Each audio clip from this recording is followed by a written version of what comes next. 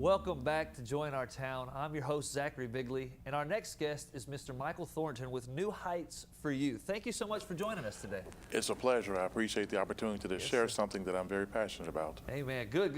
It's good to have a passionate person sharing as opposed to someone that's just going through the motions. So thank you so much for that. Now, you're the founder of a ministry called New Heights for Youth. Okay. Yes. Now, that's a ministry outreach within our community to youth. How did you come up with that name? Why New Heights? Well, that's a very interesting question. There's a text, as you may know, it's Luke 2:52, okay, and it says, "And Jesus increased in wisdom and in stature and in favor with God and man." Yes, and so that text indicates that even Jesus, when he was here, sought to grow in every domain of life. Awesome. And so one of the things that we want to do with young people is help them to grow holistically, physically, mentally, socially, as well as spiritually. Awesome. Now, I agree with that 100%. I think that's awesome, and I really like that scripture as well. But now I understand that there's a personal story, testimony kind of behind this that led you to actually start this ministry. Would you mind elaborating on that for us? Well, I don't know that I'll say that there's a particular story. To be honest with you, there are a number of things that happened to bring this ministry about. Okay. For the last 24 years or so, I've been working in the community of Montgomery, doing things both on a professional level, but also on a volunteer level, okay, to help young people. You know, I came from a background of poverty, and I was very fortunate to have a mother who was a strong Christian, good, who kept me in the church. And there were a lot of people that I saw that I thought if they had had the opportunity to have some of the exposures that I had had, if they had had the opportunity to have some of the experiences that I had had, their lives would have been a lot different. So even from a very young age, as young as 17, okay, I had just committed myself to help young people, wow, to give them some of those exposures, to give them some of those positive models that I had in my life. Awesome, awesome. Now, I like that because I can relate to having the mom there praying and kind of being there for us, and thank God for good praying moms. Amen. Definitely. But tell us, and within your ministry and the outreach you guys are doing, what are some of the greatest struggles that you find within the youth of our community? Well, one of the things that I say often is that I could talk about program, I could talk about backgrounds, etc. But I think at the end of the day, young people are looking for someone who cares. That's right. And I think that when people find someone who cares, it really can change the trajectory of what their lives are like. So one of the things that we seek to do is to bring people into their lives who are equipped with not only compassion and love, but also the tools to help them deal with some of the things that they're dealing with, and just to show them that there's someone who cares. See, I agree. You know, sometimes they don't want to listen, but they just want to know that someone cares. Once they know you care, they'll start to listen. That's right. Yeah. That old saying, sometimes people don't care about how much you know until they know about how much you care. How much you care. That's I right. agree 100%. That's right. I think that's something we all could learn Yes. from. Yes. Now, as far as New Heights for Youth, tell me basically, what are some specific activities that you guys provide for the youth? Okay, so there are a number of things that we do. One of the primary things that we have going on right now is that we have an after-school program that we've been facilitating. And this program runs Monday through Thursday from 4 to 7:30 in the evening. We provide a number of activities at no cost to kids and their families. Okay. These activities include things like academic support, where we have people who come in and basically help with homework, or Good. if they're kids who say, well, I have no homework, we still do some educational activities with our young people to help them to grow, Good. because we believe that wherever you are, there's still room for growth. That's right. In addition to that, we have character education programs that we do, and that's based on a book that I wrote a few years ago, and this is a copy of that Okay. book. But basically, there was a need for character education while I was doing some research a little while ago, and while the Alabama State Code has specific requirements in terms of character education, there really were not a lot of resources out there, particularly for adolescents. So we developed a resource that combined some of the research from character education in schools as well as structured play therapy. And it's one thing for someone to say, we're going to talk about trust today, for example, but it's another thing to say, okay, let's engage in a trust fall and then talk about who has built trust in your life. That's good. How do you rebuild trust? Who has broken trust in your life? And get a chance to really process some of those things. Now, that particular activity is not in the book, but it's an example that a lot of people are familiar with. Okay. But the concept is there in terms of experiencing something that allows you then to understand it and remember it and appreciate it in a different way. We also provide some of recreational activities. We do the traditional kinds of things such as basketball, et cetera, but we also do some non-traditional things. Just a quick example of that, we might have a blindfold game where there's a person who is leading another student in, say, blindfold soccer activity. Oh, good. And it's a fun game. It's not quite as bad as what it sounds like, where you think blindfold soccer, how is that going to work? Yeah. But you get a chance to do something that you wouldn't typically do in a traditional setting.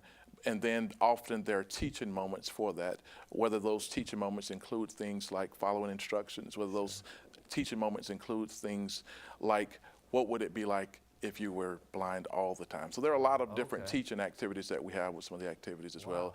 And then in addition to that, after we do that, we have a meal at the end of the day for the kids, thanks to the partners that we have in terms of restaurants that partner with us and bring meals each day for the kids. So those are some of the examples. Just one other thing I'll mention that some of the teenagers in particular are excited about. We also have basketball leagues, so that either we sponsor leagues or we have teams that enter into leagues. Now this year, what we've done is that we've had a team that has entered into a league, and that's exciting as well. Good, good. So they're competing, they're learning trust, they're learning to follow directions. As I was listening to you, it sounds as if what you guys do, it's not just something to do, but each thing has a purpose behind it. Definitely. Okay. And you asked about that earlier in terms of reaching new heights, and that really serves as a foundation for everything that we do. Because we don't want to just be a drop-in program where people leave their kids and they're in a situation that's unstructured. We want each situation to be a situation where they are with someone who is helping them to develop as a person. So we don't have any unstructured activities. Good. I like it. I like it. There's an old saying, and I'll paraphrase it, but it talks about it takes a village to raise a child. And it sounds like, you know, with the world we live in where both parents are working or maybe one parent isn't in the scene, you guys can come in and help establish young people with purpose. And so that's awesome. Now, tell me, what are some ways volunteers can actually come help you guys? Okay, so that's a great question. I'm glad you asked that question. You heard me mention some of the different areas that we have. So I mentioned the academic area. We have some people who come in and help volunteer in terms of, you know, the academic support. Whether that's a college student who has decided, I want to devote some time, we have some college students who do that, or whether it's a person who is at a different stage of life who just says, this is something that I know that I'm pretty good at and I want to help young people in that regard. We also have people who volunteer and say, my area of interest is activity and sports. And so we have people who come in and volunteer with that. We also have people who come in and volunteer and has facilitated some of the groups that we talked about earlier in terms of the character education group. Now that takes a little bit of training and a little bit of sharing. And I should preface that by saying, of course, anybody who volunteers, as is the case with any organization that works with young people, would have to go through a background check. Of course, good. And the city has agreed to do the background checks for us, so they have been doing those background checks for us. Praise God. Through the, and really I should say through the Parks and Recreation Department. Okay, good. So as a parent, they can have the peace of mind knowing that there's good people working with their kids. That's super important. Now, as we continue on here, tell us about this summer athletics program that you guys have. Go ahead, just tell me a little bit about that. Okay, so we know that during the summer, kids are not going to be as excited about sitting down with their books or other kinds of things and learning. So we said what we wanted to do, we still want to have things that meet a felt need in order to take them to an ultimate need. And so one of the things that we do for that purpose is that we're going to have some sports programs. We're going to have a couple of different age groups. We'll have the 18 and under. They can be 19 if they turn during the school year. Right. As is the case with the team that we have now. Okay. And then we'll also have a younger age range, whether that's 15 and under, possibly 12 and under, where we'll just engage them in different sports leagues, but we'll also have the other components of the program in terms of the feeding program, Okay, in terms of giving meals to the kids, in terms of helping them to mentor and helping them to grow, mentoring them. Sure. So we'll have those components of the program, but we just won't focus as much on the academics, even though we think that's important. But the We'll kids aren't feeling it. Yes, Yeah, I we'll got pick you. that up again when the school year starts. Sure, and I'm sure the kids can appreciate that. Yes. How do you guys incorporate ministry into your activities? Okay, so we do that in a variety of different ways. One of the things that's interesting about me is that I have a number of different backgrounds. So one background that I have is that I'm a licensed professional counselor in private practice, good. and so I get an opportunity to help young people access some things that they might not otherwise be able to assess, okay. those who may not have the same resources to assess those things as others. But in addition to that, I also have a background in ministry. My first degree was a double major. It was in communications, but it was also in religious studies as well. good. And so I do some things directly with the young people to talk to them about the Word. I mentioned earlier I was very fortunate to have a mother who was very protective of me to make sure that I had certain values instilled in me. I had one of those mothers that had me in church all the time.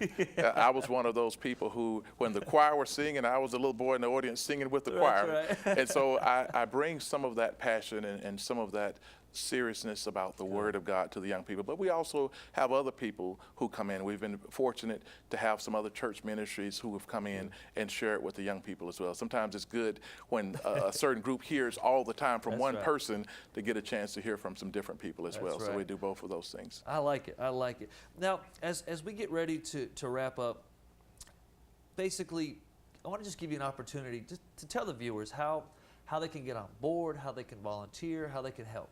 Okay, so there are a number of ways that they could get on board. And one of the ways that they could get on board is to just give us a call. Okay. If there's an interest in volunteering, Okay. they could call us. The number to call would be 334-328-0709. Once again, that number is 334-328-0709. Okay. And they could just, talk with us and we can, find out what areas of interest. One of the things I like to do is I like to find out, okay, how is this going to be a good fit? So what are Yes. some of the things that you're interested in? What are some of the training background that you've had or experiences? And then we like to fit that. But I will say this, one of the most important things to us is that the person is a good mentor, a good Okay. discipler for our young Good. people. And then in addition to that, I should mention, they can always email us, and that is newheightsforyouth@gmail.com. Okay. Once again, that's newheightsforyouth@gmail.com. Okay.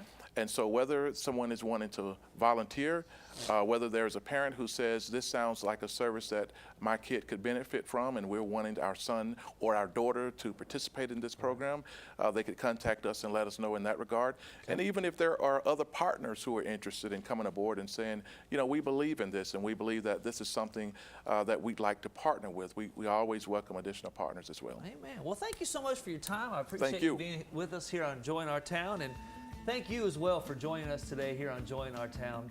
Stay tuned. God bless you. And until next time.